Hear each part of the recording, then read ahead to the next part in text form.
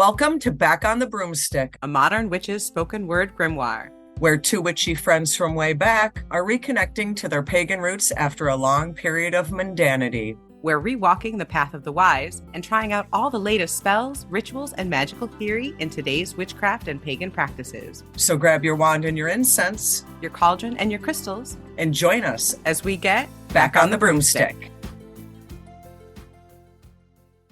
Hi, and welcome to Back on the Broomstick. In this episode, we'll be speaking to George Lizos, a Greek pagan priest of Hellenic polytheism. He's also a spiritual teacher, a psychic healer, a podcaster, best-selling author, and has been named one of the top 50 health and wellness influencers. So Shell and I would like to welcome George Lizos to the show. Hi, both. Thank you so much for having me. We're glad to have you here. You're in Cyprus, is that correct? I am based in Cyprus, indeed, yes. Nice.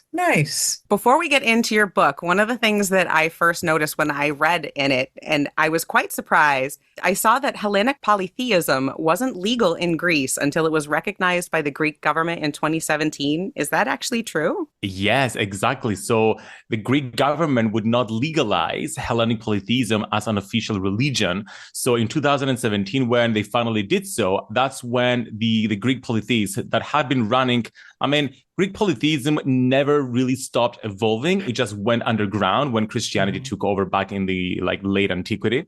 Mm-hmm. But in 2017, when it was finally legalized, the Greek polytheists finally put up the first ever priesthood training, the official priesthood training. And that's the first one that I attended back in 2017. And I actually became the first certified priest here in Cyprus. What was it that drew you there? Had you been practicing Hellenic paganism, or was that something that called to you after you moved there? So that is a long story, but the short version is that my entire life I had been exploring my spiritual path. I grew up Christian. I let go of that religion, even though I was really into it when I was 15 years old, because it just didn't make sense for me. And I started a whole journey of exploration. And I went through so many different types of religion, spiritual practices, and many of which I still practice. And then in 2017, by that time, I had already published my first book. I had my spiritual business. I was coaching people, but I was working also a full-time job in London while also running my spiritual business part-time. And when you're building a new business, you put in a lot of time, a lot of your free time into it. So I would go to work 9 to 5, come home, work on my business until midnight, repeat the following day. The weekends were dedicated to my business. So 3 years later, I had exhausted my body so much that I woke up one morning intending to go to work, but my body just refused to work. So I burned myself out to the point of exhaustion. So that's when I realized something had to change. So I went on a retreat to Glastonbury in the UK, which is a magical town, not the party version of it, the little town version of it, which is full of fairy shops and crystal shops, etc.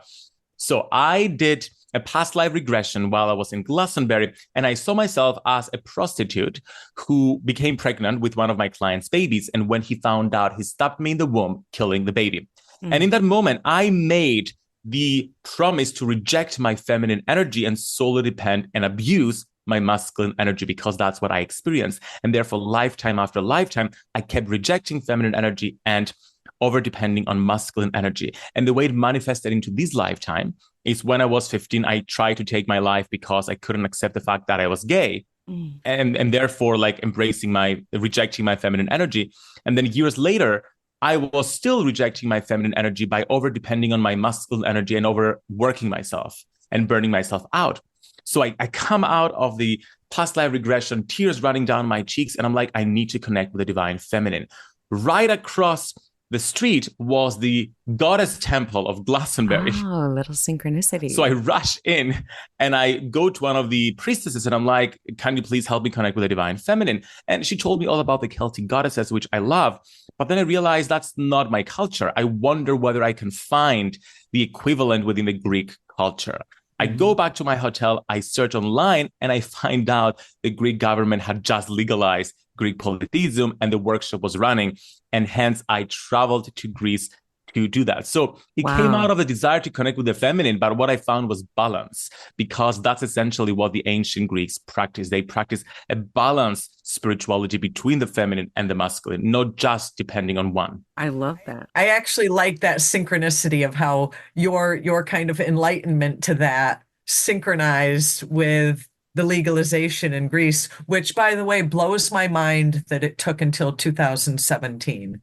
Yeah, and they're still rejecting it. They're not really, like, they had to accept it legally, but the church is still fighting it. One of the things you said, George, about finding balance in deity, it kind of hits on something that I read a little bit in your book, is that we talk a lot about God and goddess, but there are no absolutes like that in deity. It's so much more of a spectrum. There's so much more to it than that. It's less of a binary system than people really think that it is. Yes. We get so caught up into God and goddess when it's really about balance. You know, there is no absolute binary here. Yes. And I think it's easy to forget that, and to forget that balance is really what we're striving for. Yeah. The gods and goddesses don't really have genders. This gender is just what we've assigned to them. We've assigned gender to certain characteristics so that we can relate to them on a more personal level. And that's why we've personified the gods. The gods and goddesses, what they are, who they are universal functions. They're universal laws.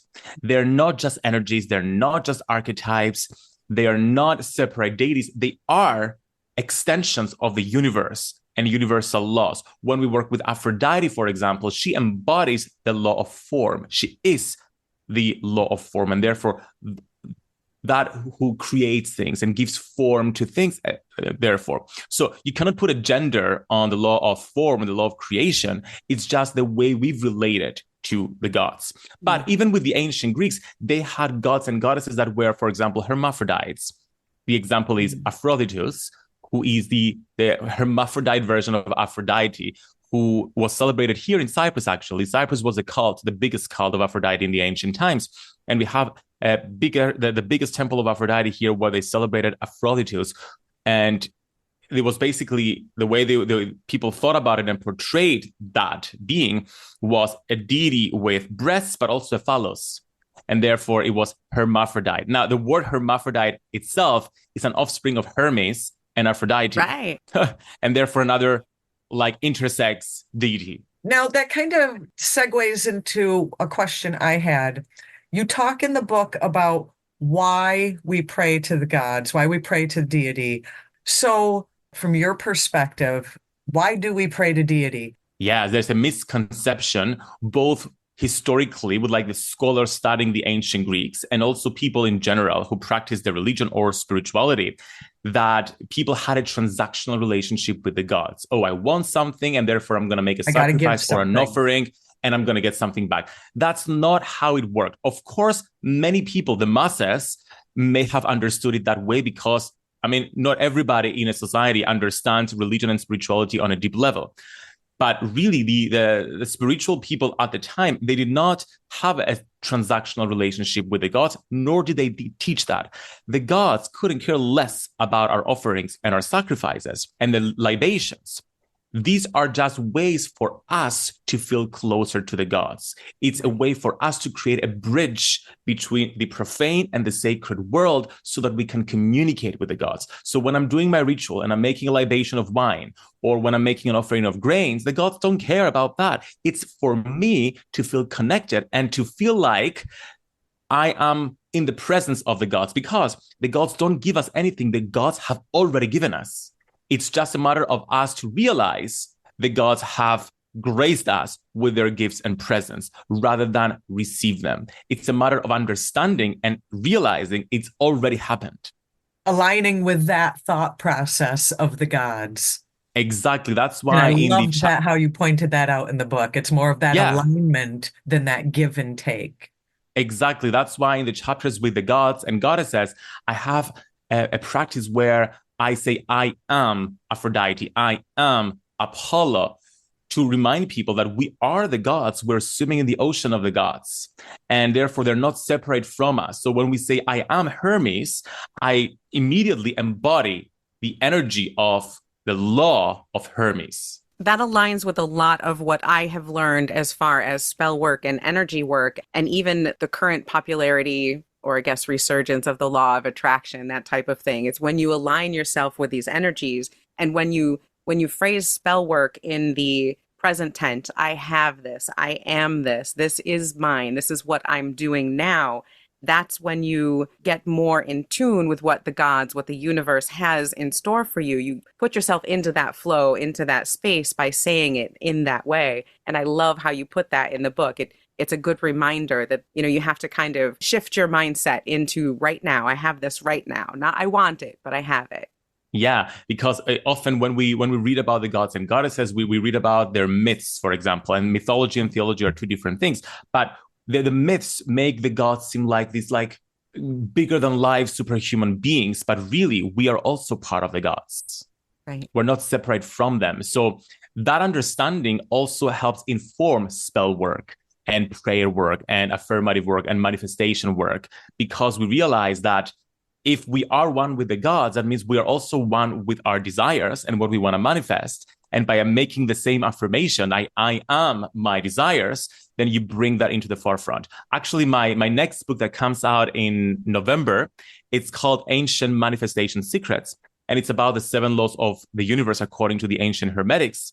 And I talk about the law of vibration and exactly that, and how to take the frequency of your desire and make it part of your energy field so you can manifest it. Because if you're in that frequency, then you are manifesting that as you go. Exactly. And that's why I'm a big fan of energy-based manifestation. This is my own kind of practice where, of course, I love my vision boards. I have one behind me. I use all the bells and whistles of manifestation and like spells, etc. But I also like working with my energy field and getting that frequency, planting it essentially in my energy field and letting myself manifest by magnetizing something to me. I love that. And now that kind of goes hand in hand with another point I wanted to talk about, where you talk about finding your guardian god or goddess, because that's another way that I feel people can align themselves with a way they want to be or something they want to learn by choosing a deity or being chosen by a deity to walk with them and their particular energies. You spoke about you needed to connect with that divine feminine, the feminine within yourself. So you had Aphrodite as a guardian for a while to heal from that trauma and to find that self-love. And then you worked with Apollo again for a different energy, and each time you look for something, you can choose at one of these 12 deities, 12 gods or goddesses that have that energy that you want to embody and work with that energy in that way.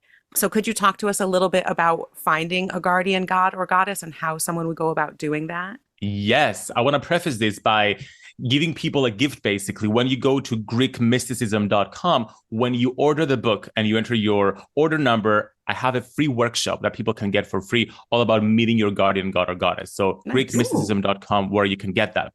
But essentially, our patron god or a guardian god or goddess is someone we're born with, we're assigned to at birth or even before birth to guide us through our life. And it's basically the god or goddess that holds a frequency of the purpose that we have in this lifetime and our soul purpose over many lifetimes. For those who believe in reincarnation, I do. I do. But at the same time, we can work with different gods throughout our lives based on what it is we're working on.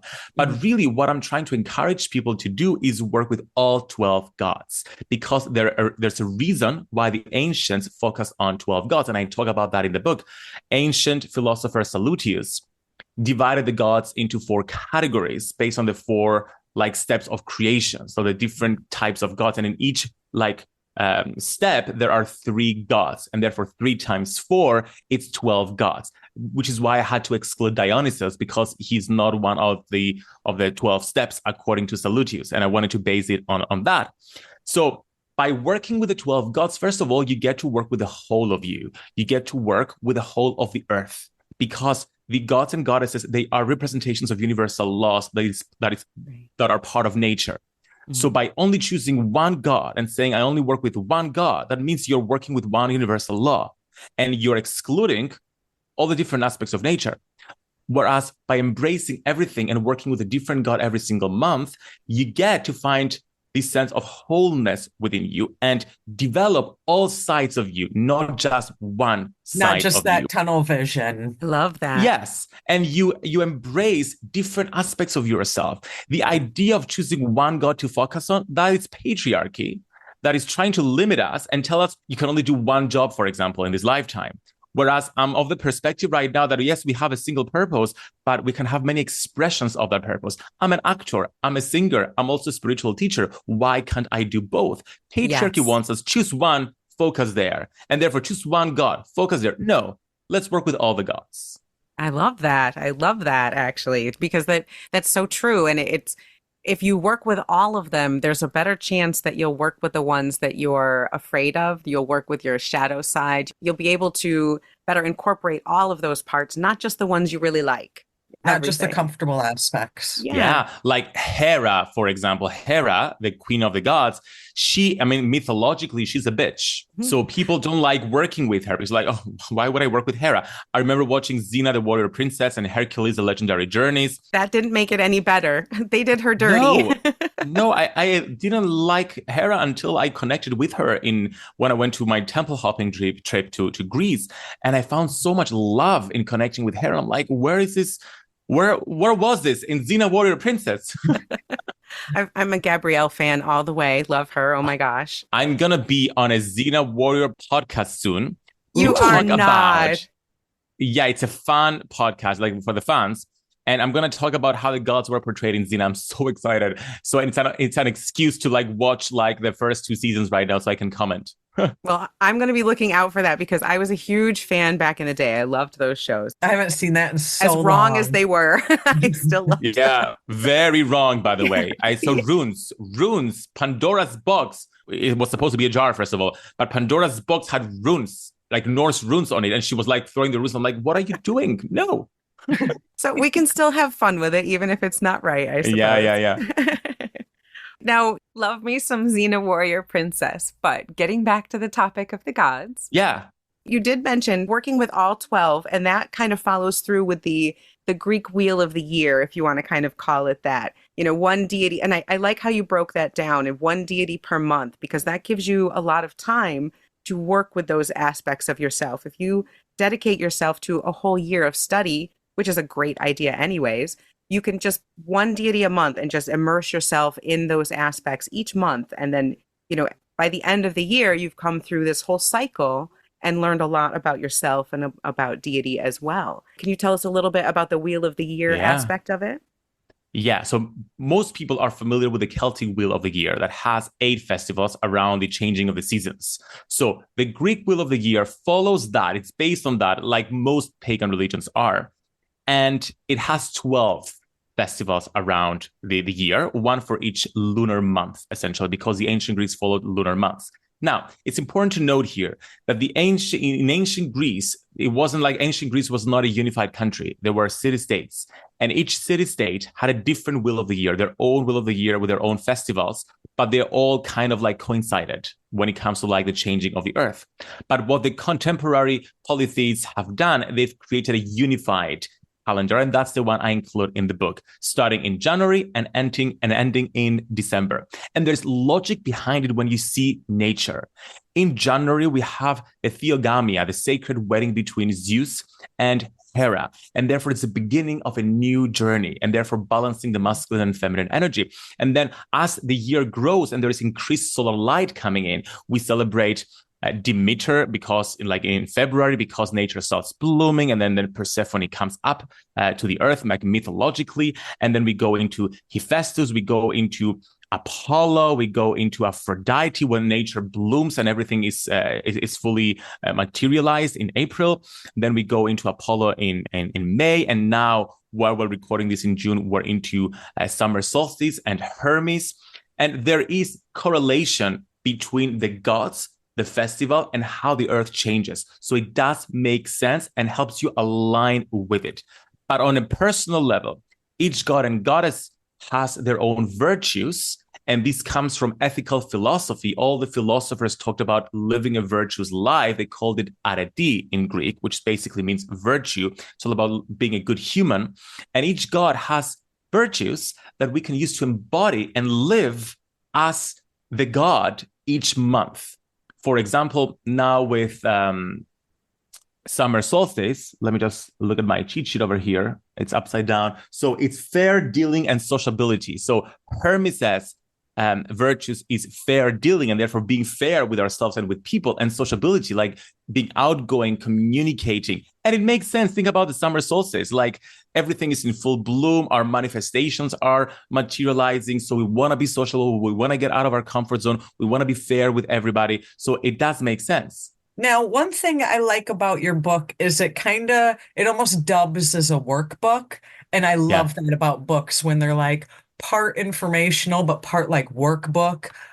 So if someone is going to kind of follow and go through the months in the deity each month, how do you recommend, if at all, they incorporate other deity into that yearly cycle that maybe aren't mentioned in the book? Say they want to add some Hecate or Dionysus, and they're not necessarily a part of the 12. How could they incorporate that into their learning year, for lack of a better phrase?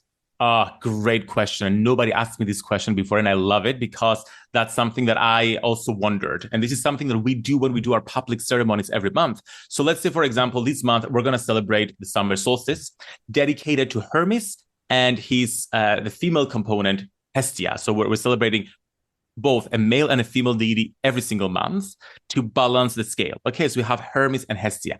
At the same time, we're going to recite Orphic hymns, which is how we honor the gods and make libations and offerings to other gods as well that are related to Hermes and Hestia. For example, for the summer solstice, we're also going to include Helios, the sun god, and other sun gods. We're also may honor Aphrodite as well, because it's related. So we see mythologically who's related to those gods, and we bring them in. For example, when we celebrate Demeter, we also bring in Persephone.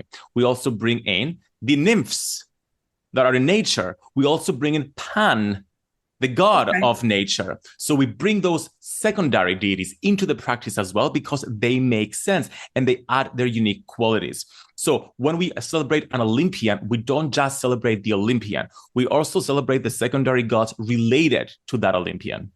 Okay. Because anytime I touch anything Greek, the first thing I'm looking for is some info on Hecate. And when I opened this, I'm like, oh, wasn't added. And so I was like, how would I take this and add her into this rotation of that yearly cycle? But that makes absolute sense. Let's talk about Hecate because she's very popular within the witchy community because of the Greek magical papyri.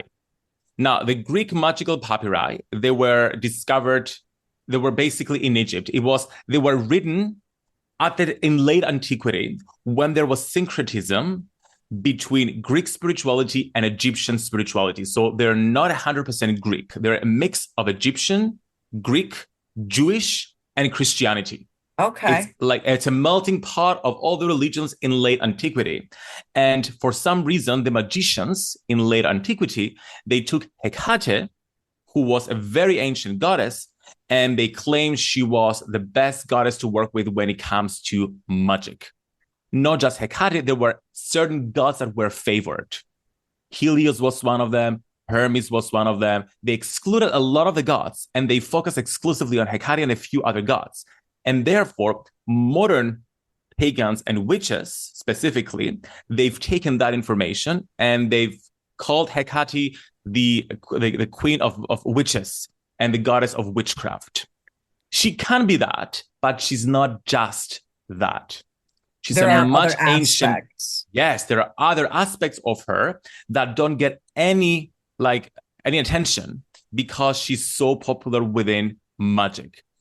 Because I haven't done my research into that, I didn't want to include her in the book. And also, she's not one of the main Olympians, although I do love her and work with her. Now, we've talked about her before, and I have to say, I see her as the epitome of the ride or die best friend, because one of the Homer stories was about her when Persephone was kidnapped and Demeter was searching for her. Hecate was the only goddess who went and helped, and she helped search and then found Persephone and helped bring her back out, and then said that when Persephone had to go back to the underworld every year, she'd go with her. And that's where she is with her torches. And so that's like a best friend thing right there. I think that's something that you would do for somebody that you really cared for. So for me, she is the epitome of the ride or die best friend. I will do what I can to help you no matter what. And you know what? I think it's really important for people to have this personal relationship with the gods, because yes, we can look to the ancients. Yes, you can read my book and understand certain things about the gods and goddesses, but your relationship with the gods is most important. Because when I connect, for example, with Aphrodite, I feel something completely different to what somebody else feels when they connect to Aphrodite. And that's the beauty about earth-based religions, is they're not dogmatic.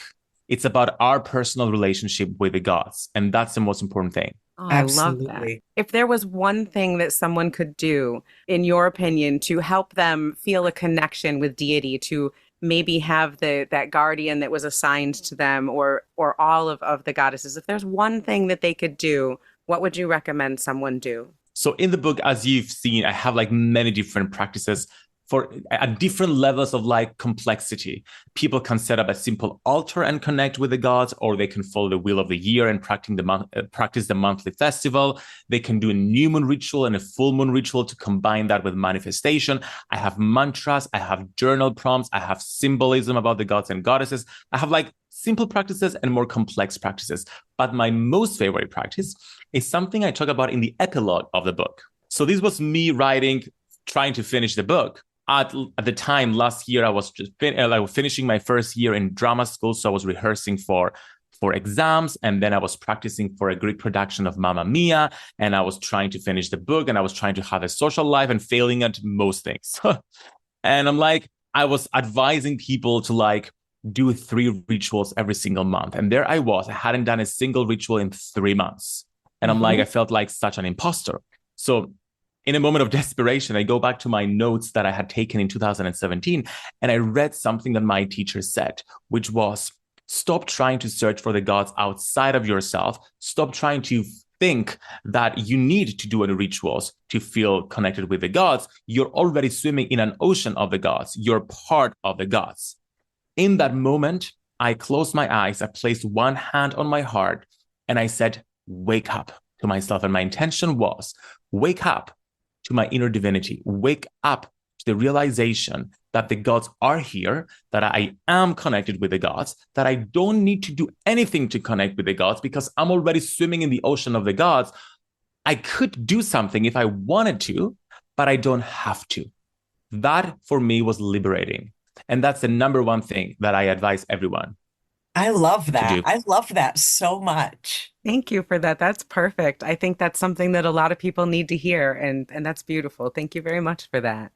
Thank you, George, for being here. We really appreciate all of your insights and this wonderful book. We will put links in the show notes where you can find George Lizos' book, Secrets of Greek Mysticism, A Modern Guide to Daily Practice with the Greek Gods and Goddesses. We'll put links to your website as well. You can find me on Instagram at George Lizos. My website is georgelizos.com. You can get all the information about the book on GreekMysticism.com. And also, I'm very excited to be coming to the US for the first time to teach a 5-day certification workshop at the Omega Institute in Rhinebeck this coming September. And you can find all the information on my website. It's an energy clearing practitioner course. And yes, I'll be including some deity work in there as well. We hope you have an amazing first trip to America. Yes, how exciting. Thank you. I'm so excited. I'm not currently there right now, and neither is Layla, but that is our home state where you're going to. So enjoy. Thank you so much. And thank you so much for having me.